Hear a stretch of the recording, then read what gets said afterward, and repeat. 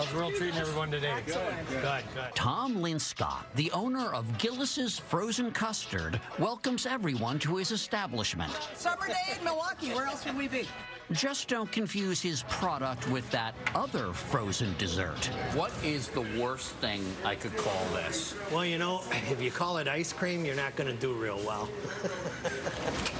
Tom's not being a stickler. Frozen custard is not ice cream. The biggest difference? Custard uses more eggs, yolks included, making for a sinfully creamy experience. It's especially popular in Milwaukee. No one is quite sure why, but the city has the highest concentration of frozen custard shops in the world.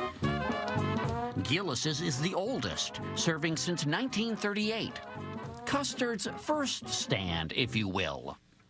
Are you raising her on custard? We sure are. Several pints of Gillies in our freezer right now. Former Commissioner of Baseball Bud Selig is a regular here. The favorite son is careful not to play favorites. I love frozen custard and I love ice cream, so I love them both. Wow, that's like loving the Red Sox and the Yankees. Well, I know. And how's this for a double play? 2 chocolate shakes.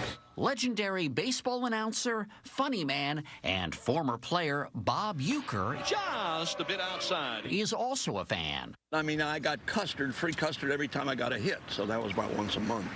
So Uecker has a theory on how his hometown became Custard Central. you don't get custard on the coast like you get in the Midwest. You can't, because the cows in California are too hot. Cows in the Midwest in the winter shake and shiver. That's what gives the custard the air. Your first scoop, you like it.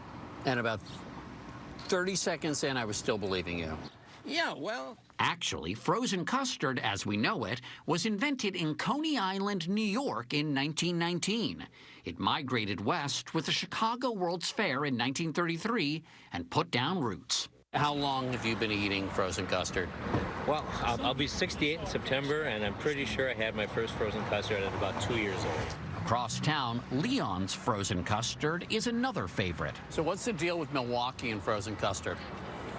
Well, there's more of it here. Second-generation owner Ron Schneider really likes talking about custard. Milwaukee and Wisconsin in the early to mid-1930s. I was very interested in what Ron had to say, but I was even more interested in my butter pecan cone. Appeals to everyone, so I feel good about serving this good a product.